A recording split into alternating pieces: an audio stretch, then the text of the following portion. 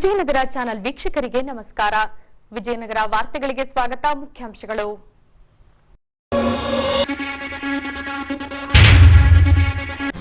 ದುರ್ನಾತದಿಂದ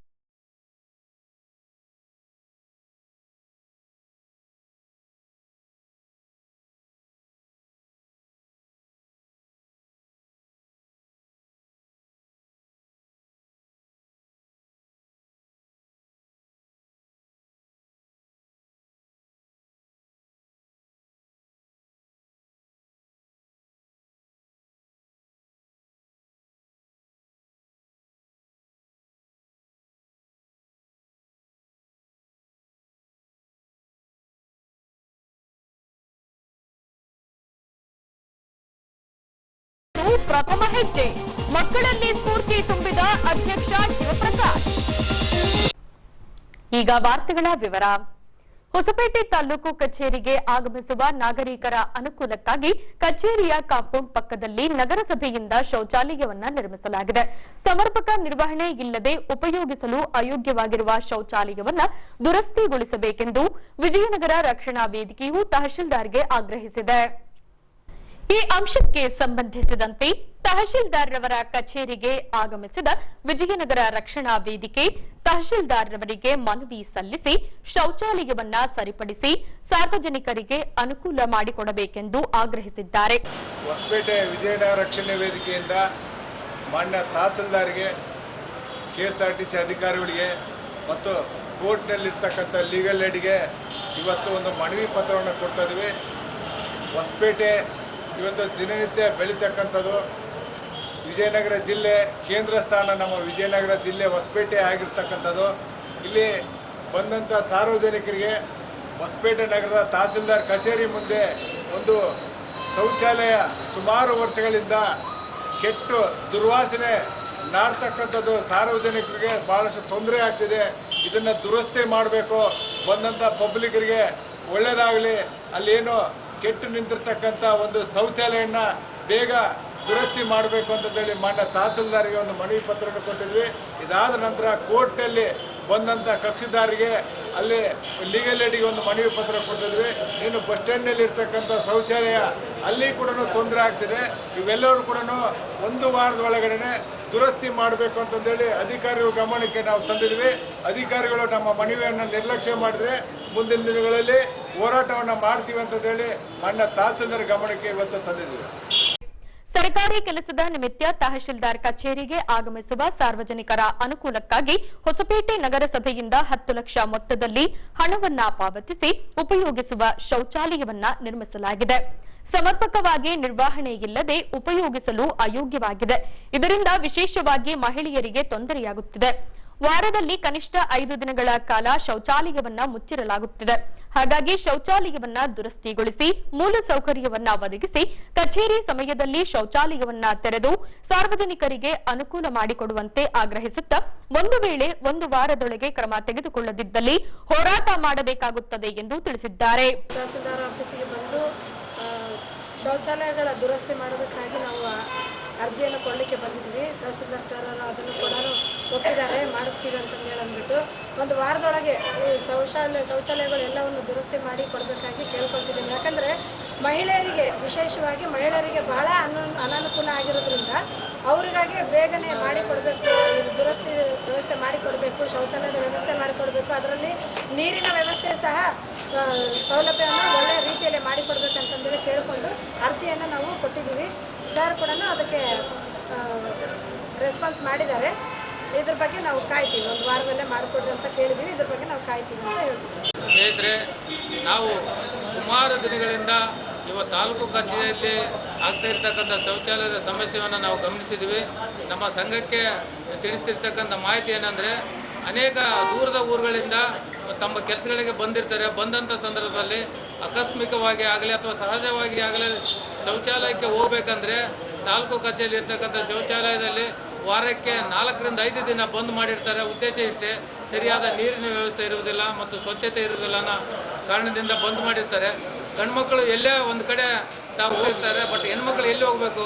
ವಿಶೇಷವಾಗಿ ಹೆಣ್ಮಕ್ಳ ಬಗ್ಗೆ ನಾವು ಇವತ್ತು ಗಮನ ಹರಿಸಿ ಈ ಮನವಿಯನ್ನು ಕೊಡ್ತಾ ಇದ್ದೀವಿ. ದಯವಿಟ್ಟು ಸಂಬಂಧಪಟ್ಟಂಥ ಅಧಿಕಾರಿಗಳು ಆದಷ್ಟು ಬೇಗನೆ ಶೌಚಾಲಯವನ್ನು ದುರಸ್ತಿಗೊಳಿಸಿ ಮತ್ತು ಯಾವಾಗಲೂ ಶೌಚಾಲಯ ನಿಮ್ಮದು ತಾಲೂಕು ಕಚೇರಿ ಯಾವ ಥರ ಓಪನ್ ಆಗಿ ಕ್ಲೋಸ್ ಆಗ್ತದೆ ಅದೇ ರೀತಿಯಾಗಿ ನಿಮ್ಮ ತಾಲೂಕು ಕಚೇರಿ ಓಪನ್ ಆದ ತಕ್ಷಣ ಅಲ್ಲಿ ಶೌಚಾಲಯ ಸಹ ಓಪನ್ ಆಗಬೇಕು. ಅದೇ ರೀತಿ ಇಲ್ಲೇನು ಕೆಲಸ ಕಾರ್ಯಗಳಾದಾಗ ಆಕಸ್ಮಿಕವಾಗಿ ಹೋಗ್ತಕ್ಕಂಥ ಮಹಿಳೆಯರಿಗೆ ಅಲ್ಲಿ ಸ್ವಚ್ಛತೆ ಮತ್ತು ನೀರಿನ ವ್ಯವಸ್ಥೆ ಇರಬೇಕು. ಮುಂದಿನ ದಿನಗಳಲ್ಲಿ ಇಡೀ ನಮ್ಮ ಹೊಸಪೇಟೆ ನಗರ ಈ ನೈರ್ಮಲ್ಯೀಕರಣವನ್ನು ಸರಿದೂಗಿಸಿ ಸ್ವಚ್ಛತೆಯ ಕಾಪಾಡುವ ಉದ್ದೇಶದಿಂದ ಇವತ್ತು ನಮ್ಮ ವಿಜಯನಗರ ರಕ್ಷಣಾ ವೇದಿಕೆಯಿಂದ ಒಂದು ಸ್ವಚ್ಛತಾ ಕಾರ್ಯಕ್ರಮದ ಅಡಿಯಲ್ಲಿ ಒಂದು ಅರ್ಜಿಯನ್ನು ಕೊಟ್ಟಿದ್ದೇವೆ. ತಹಸೀಲ್ದಾರ್ ಸಹ ಇದನ್ನು ಸಕಾರಾತ್ಮಕವಾಗಿ ನಮಗೆ ಸ್ಪಂದಿಸಿ ಮುಂದಿನ ದಿನಗಳಲ್ಲಿ ಶೌಚಾಲಯವನ್ನು ಸ್ವಚ್ಛತೆಯಿಂದ ಮತ್ತು ಯಾವಾಗಲೂ ಪ್ರಾರಂಭ ಇಡುವಂಥ ಅಧಿಕಾರಿಗಳು ಸೂಚಿಸುವಂತ ಹೇಳಿದ್ದಾರೆ. ಆ ಒಂದು ನಂಬಿಕೆಯಿಂದ ನಾವು ಕಾಯ್ತಾ ಇದ್ದೀವಿ. ಒಂದು ವಾರದೊಳಗಾಗಿ ಏನಾದರೂ ಸ್ವಚ್ಛತೆ ಆಗದೇ ಇದ್ದರೆ ಮತ್ತು ದುರಸ್ತಿಗೊಳಿಸದೇ ಇದ್ದರೆ ನಮ್ಮ ವಿಜಯನಗರ ರಕ್ಷಣಾ ವೇದಿಕೆಯಿಂದ ಹಂತವಾಗಿ ಹೋರಾಟವನ್ನು ಹಮ್ಮಿಕೊಳ್ತು ಎಂಬ ಮಾತನ್ನು ಈ ಸಂದರ್ಭದಲ್ಲಿ ತಮ್ಮಲ್ಲಿ ಹೇಳ್ಕೊಳ್ತೇವೆ. ಹೊಸಪೇಟೆ ನಗರಸಭಾ ವ್ಯಾಪ್ತಿಗೆ ಬರುವ 35ನೇ ವಾರ್ಡ್ ನೇಕಾರ ಕಾಲೋನಿ ಹಾಗೂ ಪಾರ್ವತಿ ನಗರದಲ್ಲಿ ಕೆಂಪು ಕೋತಿಯ ಹಾವಳಿ ಹೆಚ್ಚಾಗಿದೆ. ಈ ಕೋತಿಯನ್ನ ಸೆರೆ ಹಿಡಿದು ಸುರಕ್ಷಿತ ಸ್ಥಳಕ್ಕೆ ರವಾನಿಸಿ ಸಾರ್ವಜನಿಕರ ಹಿತವನ್ನ ಕಾಪಾಡಬೇಕೆಂದು ಅರಣ್ಯಾಧಿಕಾರಿಗಳಿಗೆ ಮನವಿ ಸಲ್ಲಿಸಲಾಗಿದೆ. ಈ ಅಂಶಕ್ಕೆ ಸಂಬಂಧಿಸಿದಂತೆ ರೈಲ್ವೆ ನಿಲ್ದಾಣ ರಸ್ತೆಯಲ್ಲಿ ಬರುವ ಸಹಾಯಕ ಅರಣ್ಯ ಸಂರಕ್ಷಣಾಧಿಕಾರಿಗಳ ಕಾರ್ಯಾಲಯಕ್ಕೆ ಆಗಮಿಸಿದ ನೇಕಾರ ಕಾಲೋನಿ ಹಾಗೂ ಪಾರ್ವತಿ ನಗರದ ಮುಖಂಡರು ಇಲ್ಲಿನ ಅರಣ್ಯಾಧಿಕಾರಿಗಳಿಗೆ ಮನವಿ ಸಲ್ಲಿಸಿ ಕೋತಿ ಹಾವಳಿಯನ್ನ ತಪ್ಪಿಸಬೇಕೆಂದು ಆಗ್ರಹಿಸಿದ್ದಾರೆ. ಇನ್ನು ಕಳೆದ 1 ತಿಂಗಳಿಂದ 35ನೇ ವಾರ್ಡಿನಲ್ಲಿ ಕೋತಿಯ ಹಾವಳಿ ಹೆಚ್ಚಾಗಿದೆ. ಹಲವರಿಗೆ ಕಚ್ಚಿದೆ. ಜನರು ಮನೆಯಿಂದಾಚೆಗೆ ಬರಲು ಹೆದರುತ್ತಾರೆ. ಹಾಗಾಗಿ ಕೋತಿಯನ್ನ ಸೆರೆ ಹಿಡಿದು ಸುರಕ್ಷಿತ ಸ್ಥಳಕ್ಕೆ ಬಿಡಬೇಕೆಂದು ಆಗ್ರಹಿಸಿದ್ದಾರೆ. ಇವತ್ತಿನ ದಿವಸ ನಮ್ಮ ಒಂದು ಫಾರೆಸ್ಟ್ ಇಲಾಖೆಗೆ ನಾವೊಂದು ಮನವಿ ಪತ್ರವನ್ನು ನಾವು ಕೊಟ್ಟಿದ್ದೇವೆ. ಯಾಕೆ ಅಂತಂದರೆ ಸುಮಾರು 1 ತಿಂಗಳಿಂದ 35ನೇ ವಾರ್ಡ್ನಲ್ಲಿ ಪಾರ್ವತಿ ನಗರ ಮತ್ತು ನೇಕಾರ ಕಾಲೋನಿ ಇಲ್ಲಿ ಒಂದು ಕೋತಿ ಬಹಳ ಹಾವಳಿಕೆ ಮಾಡ್ತದ. ಸಣ್ಣ ಮಕ್ಕಳಿಗೆಲ್ಲ ಕಚ್ಚಿದೆ, ಹಿರಿಯರಿಗೂ ಕಚ್ಚಿದೆ. ಸುಮಾರು ಒಂದು 25-30 ಜನಗಳಿಗೆ ಆ ಕೋತಿ ಕಚ್ಚಿದೆ. ಹಾಗಾಗಿ ಎಲ್ರಿಗೂ ಭಯಗ್ರಸ್ತರಾಗಿಬಿಟ್ಟಿದ್ದಾರೆ ನಮ್ಮ 35ನೇ ವಾರ್ಡ್ನಲ್ಲಿ ಎಲ್ಲರೂ. ಯಾಕೆಂದರೆ ಹೆಣ್ಮಕ್ಳು ಹೊರಗಡೆ ಹೋಗೋಂಗಿಲ್ಲ, ಮಕ್ಕಳು ಹೊರಗಡೆಗೆ ಬರೋಂಗಿಲ್ಲ. ಹಾಗಾಗಿ ಭಾಳ ತೊಂದರೆ ಆಗ್ತಾ ಇದೆ. ಯಾಕೆ ಅಂತಂದರೆ ಮಾಳಿಗೆ ಮೇಲಿಂದ ಬಂದು ಗಬಾಕ್ಲಿ ಒಳಗೆಲ್ಲ ಬಂದು ಮನೆ ಒಳಗೆಲ್ಲ ಭಾಳ ತೊಂದರೆ ಕೊಡ್ತದೆ, ಮಕ್ಕಳಿಗೆಲ್ಲ ಕಚ್ಚಿದೆ. ಹೀಗಾಗಿ ಇವತ್ತು ನಾವೇನು ಮನವಿ ಪತ್ರವನ್ನು ನಾವು ನಮ್ಮ ಅರಣ್ಯ ಇಲಾಖೆಗೆ ಕೊಟ್ಟಿದ್ದೀವಿ, ಅದಕ್ಕೆ ಚುಚ್ಚುಮದ್ದು ಕೊಟ್ಟು ಅದನ್ನು ಹಿಡಿಯುವಂಥ ಕೆಲಸವನ್ನು ತಾವು ಮಾಡಬೇಕಂತೇಳಿ ನಾವು ಈ ಒಂದು ಅರಣ್ಯ ಇಲಾಖೆಗೆ ನಾವು ಮನವಿ ಪತ್ರವನ್ನು ಕೊಟ್ಟಿವಿ. ಅದನ್ನು ತಾವು ಗಣನೆ ತೆಗೆದುಕೊಂಡು ಆ ಕೋತಿಯನ್ನು ಹಿಡ್ಕೊಂಡು ಆ ಒಂದು ಅರಣ್ಯಕ್ಕೆ ವರ್ಗಾವಣೆ ಮಾಡಬೇಕಂತೇಳಿ ನಾನು ಈ ಸಂದರ್ಭದಲ್ಲಿ ಅರಣ್ಯ ಇಲಾಖೆ ಅಧಿಕಾರಿಗಳಿಗೆ ನಾನು ಹೃದಯಪೂರ್ವಕವಾಗಿ ನೇಕಾರ ಕಾಲೋನಿ ಮತ್ತು ಪಾರ್ವತಿ ನಗರದ ಸಾರ್ವಜನಿಕರ ಪರವಾಗಿ ಅವರಲ್ಲಿ ನಾನು ಮನವಿ ಮಾಡ್ಕೊಳ್ತಾ ಇದ್ದೇನೆ. ನಮಸ್ಕಾರ. ರಾಜು ಅಂತಂದು ಹೇಳಿ.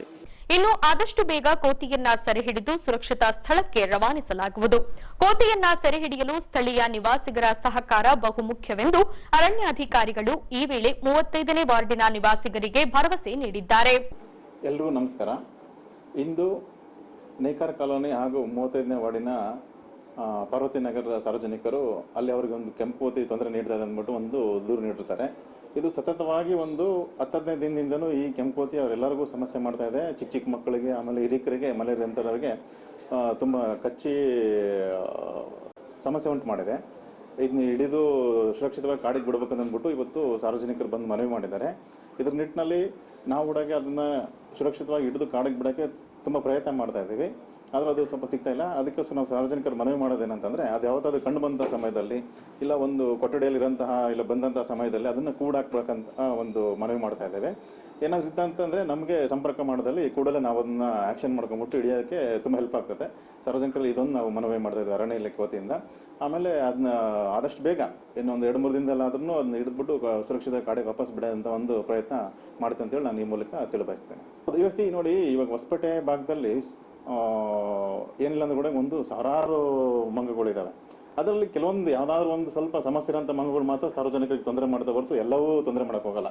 ಆ ಥರ ಯಾವುದಾದ್ರೂ ಸಮಸ್ಯೆ ಮಾಡೋಂಥ ಮಂಗಗಳನ್ನ ಐಡೆಂಟಿಫೈ ಮಾಡಿದಾಗ ಇಲ್ಲ ಕಂಪ್ಲೇಂಟ್ಸ್ ಬಂದಾಗ ಅದ್ರ ಮೇಲೆ ನಾವು ಆ್ಯಕ್ಷನ್ಸ್ ಮಾಡಿಬಿಟ್ಟು ಅದನ್ನು ಹಿಡಿದ್ಬಿಟ್ಟು ಅದ್ರದ್ದೇನು ಸಮಸ್ಯೆ ಇದೆ ಅಂತ ಅಂದ್ಬಿಟ್ಟು, ಆದರೆ ಕಮಲಾಪುರ ಅಟಲ್ ಬಿಹಾರಿ ವಾಜಪೇಯಿ ಜೂ ಇದೆ, ಅಲ್ಲಿಗಾದ್ರೂ ತಗೊಂಡು ಹೋಗ್ತೀವಿ. ಇಲ್ಲ ಸುರಕ್ಷಿತವಾಗಿದೆ, ಅದನ್ನು ಮರಳಿ ವಾಪಸ್ ಕಾಡಿ ಬಿಡ್ಬೋದು ಅನ್ನೋ ಒಂದು ಮನಗಂಡ್ರೆ ವಾಪಸ್ ಬಿಟ್ಬಿಟ್ಟು ಅದನ್ನ ಸಮಸ್ಯೆನ ಬಗೆಹರಿಸೋಕ್ಕೆ ಪ್ರಯತ್ನ ಮಾಡ್ತೇವೆ. ಮಹೇಶ್ ಕುಮಾರ್ ರವರ ಅಧ್ಯಕ್ಷತೆಯ ಯಲ್ಲಪ್ಪ ದರೋಜಿ ಸೇವಾ ಟ್ರಸ್ಟ್ನ ಉದ್ಘಾಟನಾ ಕಾರ್ಯಕ್ರಮ ಹಮ್ಮಿಕೊಳ್ಳಲಾಗಿತ್ತು. ಟ್ರಸ್ಟ್ನ ಲೋಗೋವನ್ನ ಅನಾವರಣಗೊಳಿಸುವ ಮೂಲಕ ಟ್ರಸ್ಟ್ ಅನ್ನ ಅಧಿಕೃತವಾಗಿ ಉದ್ಘಾಟಿಸಲಾಯಿತು. ಈ ಅಂಶಕ್ಕೆ ಸಂಬಂಧಿಸಿದಂತೆ ಹೊಸಪೇಟೆ ನಗರದ ಹೊರವಲಯದಲ್ಲಿ ಬರುವ ಭಟ್ರಹಳ್ಳಿ ಆಂಜನೇಯ ಸ್ವಾಮಿ ದೇವಸ್ಥಾನದ ಸಮುದಾಯ ಭವನದಲ್ಲಿ ಯಲ್ಲಪ್ಪ ದರೋಜಿ ಸೇವಾ ಟ್ರಸ್ಟ್ನ ಉದ್ಘಾಟನಾ ಕಾರ್ಯಕ್ರಮ ಹಮ್ಮಿಕೊಳ್ಳಲಾಗಿತ್ತು. ಈ ಭಾಗವಾಗಿ ಹಂಪಿ ಕನ್ನಡ ವಿಶ್ವವಿದ್ಯಾಲಯದ ಬುಡಕಟ್ಟು ಅಧ್ಯಯನ ವಿಭಾಗದ ಮುಖ್ಯಸ್ಥರಾದ ಮೇತ್ರಿರವರು ಸೇರಿದಂತೆ ವೇದಿಕೆ ಮೇಲಿನ ಗಣ್ಯರಿಂದ ದೀಪ ಬೆಳಗಿಸಿ ಟ್ರಸ್ಟ್ ಉದ್ಘಾಟನೆಗೆ ಚಾಲನೆ ನೀಡಿದರು. ಬಳಿಕ ಯಲ್ಲಪ್ಪ ದರೋಜಿ ಸೇವಾ ಟ್ರಸ್ಟ್ನ ಲೋಗೋವನ್ನ ಅನಾವರಣಗೊಳಿಸಿ ಟ್ರಸ್ಟ್ ಅನ್ನ ಅಧಿಕೃತವಾಗಿ ಉದ್ಘಾಟಿಸಲಾಯಿತು. ಹೊಸಪೇಟೆ ನಗರದಲ್ಲಿ Kalyana Karnataka roller skating association ಪ್ರಾರಂಭಿಸಲಾಗಿದೆ. ಈ ಭಾಗವಾಗಿ ಅಧಿಕೃತವಾಗಿ ಉದ್ಘಾಟಿಸಿ ಸ್ಪೀಡ್ ಸ್ಕೇಟಿಂಗ್ ಸ್ಪರ್ಧೆ ನಡೆಸಿ ವಿಜೇತರಿಗೆ ಬಹುಮಾನ ನೀಡಿ ಪ್ರೋತ್ಸಾಹಿಸಲಾಯಿತು. ಹೌದು, ದಿನಾಂಕ 21ರಂದು ನಗರದ ಒಳಾಂಗಣ ಕ್ರೀಡಾಂಗಣದಲ್ಲಿ ಕಲ್ಯಾಣ ಕರ್ನಾಟಕ ಸ್ಕೇಟಿಂಗ್ ಅಸೋಸಿಯೇಷನ್ನ ಉದ್ಘಾಟನಾ ಕಾರ್ಯಕ್ರಮ ಹಮ್ಮಿಕೊಳ್ಳಲಾಗಿತ್ತು. ಹೀಗೆ ಮಕ್ಕಳಿಂದ ಪ್ರಾರ್ಥನಾ ಗೀತೆಯ ನಂತರ ಮುಖ್ಯ ಅತಿಥಿಗಳಿಂದ ಸಸಿಗೆ ನೀರೆರೆಯಲಾಯಿತು. ಬಳಿಕ ವಿಜಯನಗರ ಜಿಲ್ಲಾ ರೋಲರ್ ಸ್ಕೇಟಿಂಗ್ ಅಸೋಸಿಯೇಷನ್ನ ಅಧ್ಯಕ್ಷೆ ಶಿಲ್ಪಾ ಸಂದೀಪ್ ಸಿಂಗ್ ರವರು Kalyana Karnataka roller skating ಅಸೋಸಿಯೇಷನ್ನ logo ಬಿಡುಗಡೆಗೊಳಿಸಿದರು. ಬಳಿಕ ಮಾತನಾಡಿದ ಅವರು, ಸ್ಕೇಟಿಂಗ್ ಸ್ಪರ್ಧೆಯಲ್ಲಿ ಯಾರು ಮುಂದು ಯಾರು ಹಿಂದು ಎನ್ನುವ ಪ್ರಶ್ನೆ ಇಲ್ಲ, ಬದಲಾಗಿ ಕ್ರೀಡೆಯಲ್ಲಿ ಭಾಗವಹಿಸುವಿಕೆ ಬಹುಮುಖ್ಯವೆಂದರು. ಎಲ್ಲಾ ಮಕ್ಕಳು ಯಾರಿಲ್ಲಿ ಕಾಂಪಿಟೇಷನ್ಗೆ ಬಂದಿದ್ದಾರೆ ಎಲ್ಲರಿಗೂ ಆಲ್ ದ ಬೆಸ್ಟ್, ಚೆನ್ನಾಗಿ ಮಾಡಿ. ಬಳಿಕ ಉದ್ಘಾಟನೆಯ ಸವಿನೆನಪಿನಾರ್ಥ ಸ್ಪೀಡ್ ಸ್ಕೇಟಿಂಗ್ ಸ್ಪರ್ಧೆಯನ್ನ ಏರ್ಪಡಿಸಿ ವಿಜೇತ ಮಕ್ಕಳಿಗೆ ಮೆಡಲ್ ನೀಡಿ ಪ್ರೋತ್ಸಾಹಿಸಲಾಯಿತು.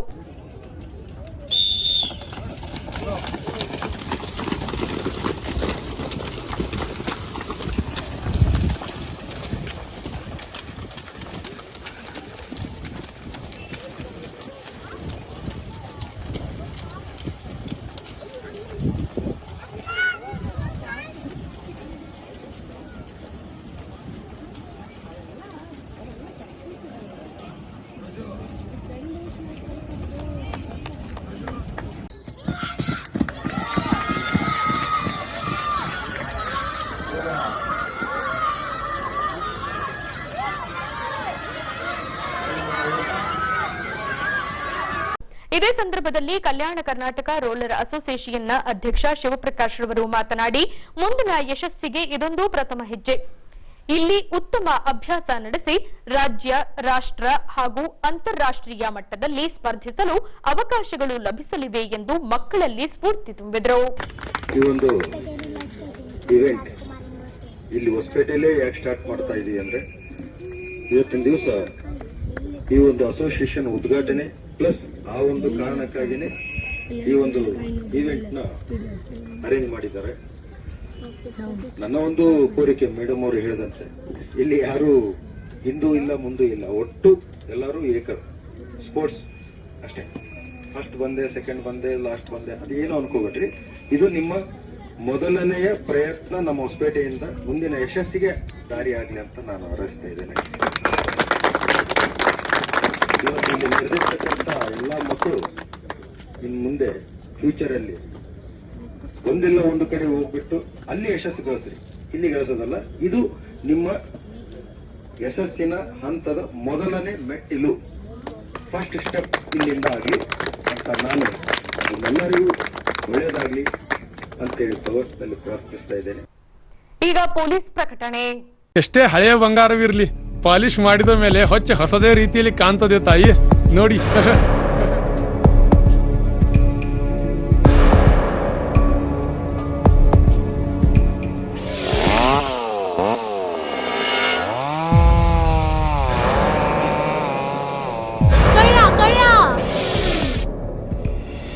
ತಾಯಿ, ನಿಮ್ ಮೈ ಮೇಲೆ ಅದೋ ಹೊಲಸು ಬಿದ್ದಿದೆ.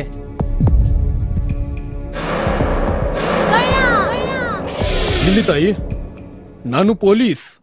ಅಲ್ಲಿ ಮುಂದೆ ದಾರಿಲಿ ದೊಡ್ಡ ಗಲಾಟೆ ಆಗಿದೆ, ಮತ್ ನೀವು ಇಷ್ಟೆಲ್ಲ ಒಡವೆ ಹಾಕೊಂಡು ತಿರುಗಾಡ್ತಾ ಇದ್ದೀರಾ. ಈ ಒಡವೆಗಳನ್ನ ಈ ವಸ್ತ್ರದಲ್ಲಿ ಕಟ್ಟಿ ಪರ್ಸ್ನಲ್ಲಿ ಇಡಿ. ಹಾಕಿ ಪರ್ಸ್ನಲ್ಲಿ ಇಡೋಣ. ಅಲ್ಲೇ ಮುಂದ್ಗಡೆ ಆಗಿದೆ. ಇದು ತಗೊಳ್ಳಿ ತಾಯಿ, ನಾನು ಬರ್ತೀನಿ. ಈ ಕಡೆಯಿಂದ ಹೋಗಿ.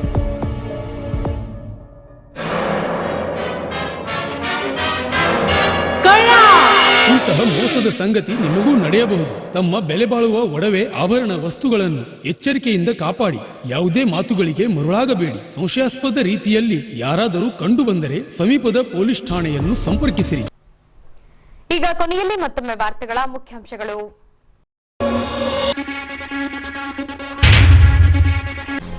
ದುರ್ನಾತದಿಂದ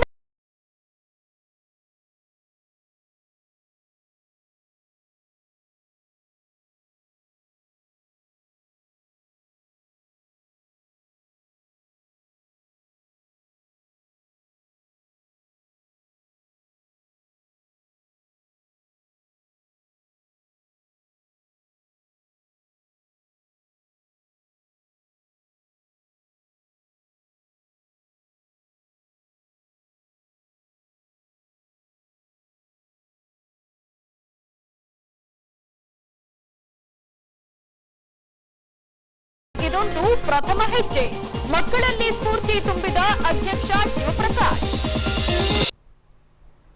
ಇಲ್ಲಿಗೆ ವಾರ್ತಾ ಪ್ರಸಾರ ಮುಕ್ತಾಯವಾಯಿತು. ದೈನಂದಿನ ಆಗುಹೋಗುಗಳ ಮಾಹಿತಿಗಾಗಿ ವೀಕ್ಷಿಸಿ ವಿಜಯನಗರ ಸುದ್ದಿವಾಹಿನಿ. ನಾನು ತೇಜಸ್ವಿನಿ ಪಿ ಪಾಟೀಲ್. ನಮಸ್ಕಾರ.